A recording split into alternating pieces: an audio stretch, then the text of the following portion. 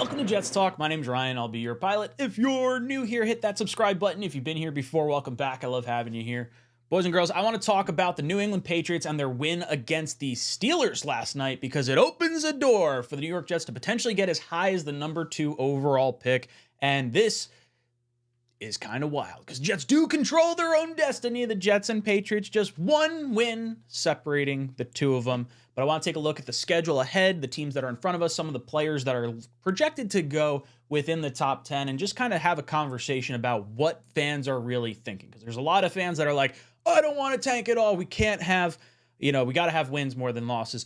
Or there's the other type of fans that are like, we need to lose every game right now, and it's super critically important because we need that, whatever top pick you need to get. And I kind of fall somewhere in the middle because you have situations like the Giants who win the last game of the season during the Chase Young draft. They lose out on Chase Young. They wind up getting Andrew Thomas. It winds up working out better for them.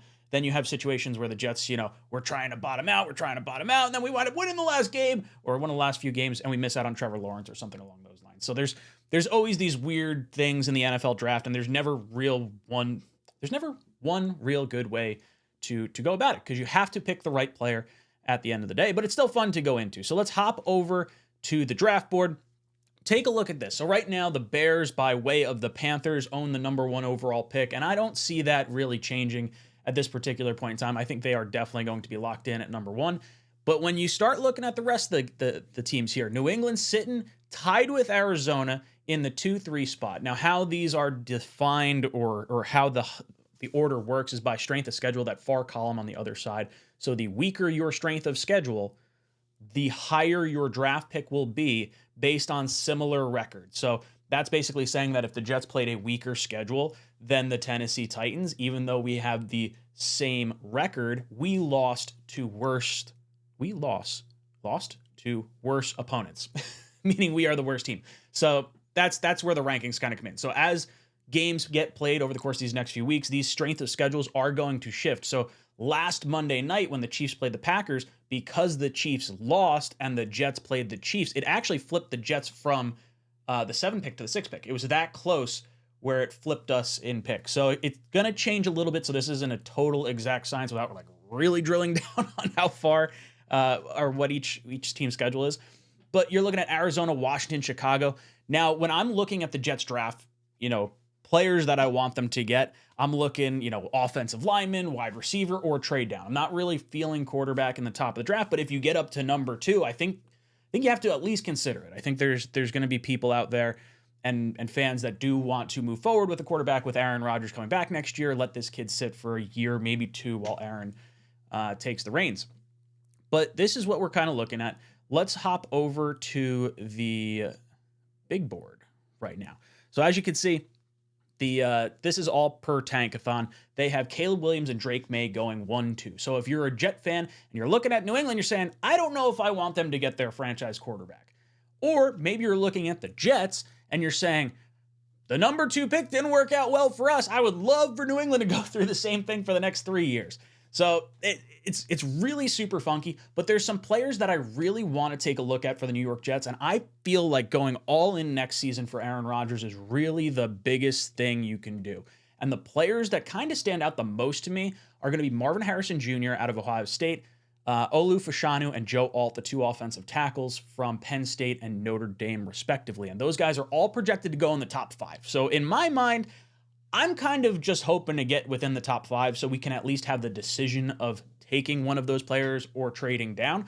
But if you get as high as 2, you might be able to allow a team to leapfrog New England and then get a massive trade back for maybe one of these other players. Like maybe you slide, if you're up at 2 and New England falls to, let's say, 3 or 4, maybe a team like the Giants or the Bucks or, I think the Raiders are sitting at 11.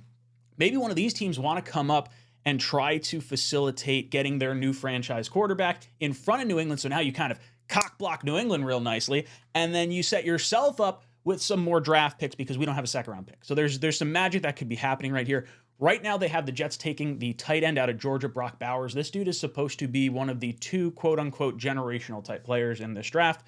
And I have a hard time wrapping my head around tight end in the first round, honestly, but the Jets were rumored to be high on Michael Mayer last year out of Notre Dame in the first round, so it stands to reason that they could be very high on Brock Bowers, being that they did not add another tight end outside of Zach Kuntz in the later rounds of last year's draft.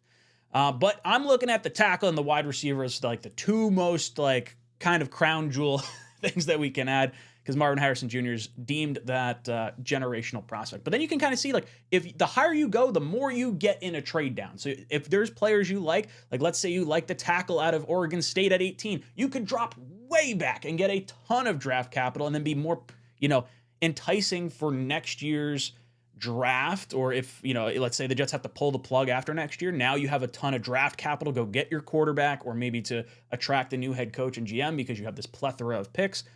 Or Joe Douglas and Robert Saleh are going to say, hey, our ass is on the hot seat. We need as many picks this year as possible. You don't actually set yourself up for the future. I kind of think that's sort of where we're going to be. Maybe you wind up, if you trade down, you get some future first or something like that. But very, very interesting to see how this NFL draft can go.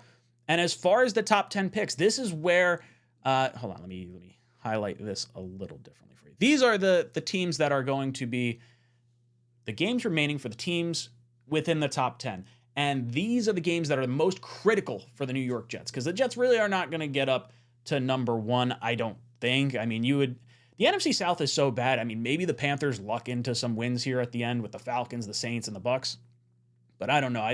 Based on how they played this year, I don't foresee it. But the Patriots, week 18, if they win and the Jets lose, the Jets jump up to like 4, barring no change in these other teams here.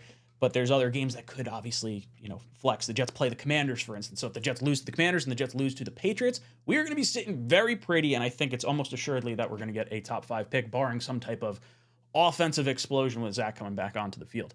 So if you can really maneuver this board and work your way up as high as you can, top 5 for me is where I do want to end up. I think that's, I don't mind if we win another game. I've sort of projected that we'd win a game or two down the stretch and fall into the 7th spot. I think Zach is our best shot at doing that. So there's a little bit of concern, but at the same time, you have to score points, and we haven't scored more than 13 points in 5 or 6 weeks at this point.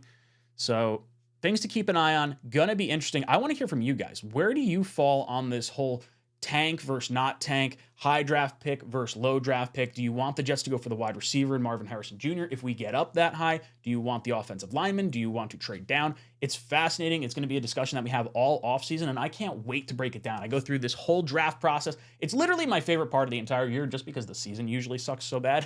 But I love looking at the prospects. I love doing mock drafts. I love looking up, positional rankings and just doing everything across the board. So if you guys are into that, highly encourage you to subscribe. Like half you guys that watch this content actually are not subscribed, which is a little mind-blowing. I don't know. Help a brother out. Guys, let me know your thoughts in the comment section down below. What do you think about the top 10 of the draft? Where do you think the Jets ultimately end up picking? Let me know in the comment section down below. And as always, go Jets. Jets!